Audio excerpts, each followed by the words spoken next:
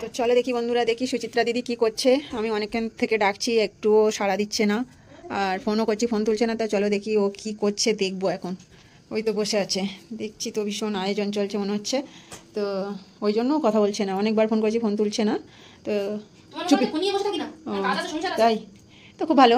তো চুপি চুপি দেখো, যদি আমাকে দিতে হয় তো ওই জন্য কোনো সাড়া করছে না, তো এই চুপি চুপি দেখো এই মাংসর জন্য রেডি করছে। কি মাংস কষা হবে না মাংস ঝোল করবি রে?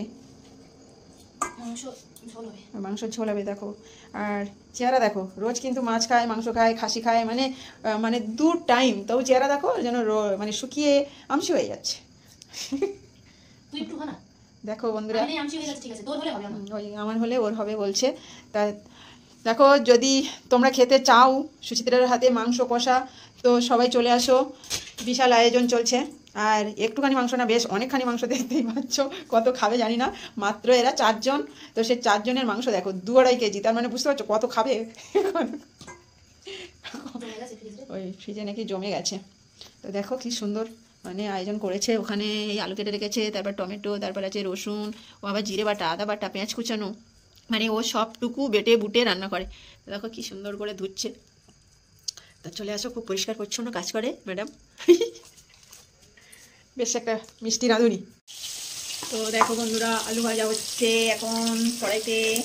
এই দেখো, এখন মাংসটা ও মশলা দিয়ে মাখবে প্রথমে, জিরে বাটা, আদা বাটা, রসুন বাটা, হ্যাঁ দেখো ওইগুলো দিয়ে এখন মাখবে।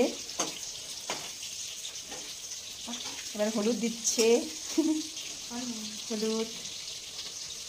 ওকে ওকে আর দিস না, হলুদ গন্ধ হয়ে যাবে তো মাংসতে। তার উপরে আবার আমার নজর, বিনা নেমন্তন্নে আমি চলে মানে অজান্তে চলে এসেছি তোর বাড়িতে, এসে দেখছি তুই মাংসের আইটেম করেছিস। না, তোর পেট খারাপ হতে পারে, দেখ তাড়াতাড়ি আমি চলে যাই। দেখো মাংসটা সুন্দর করে মাখছে ও, আমি কিন্তু ভীষণভাবে নজর দিচ্ছি বন্ধুরা। দেখো সুন্দর করে মাখছে মাংসটাকে, মানে মনে হচ্ছে না ভাত মাখার মতো মাখছে। ও সরষের তেল দিয়েছে, দেখো নি? ঠিক আছে, তুমি পরে সাউন্ড অ্যাড করে দেবে।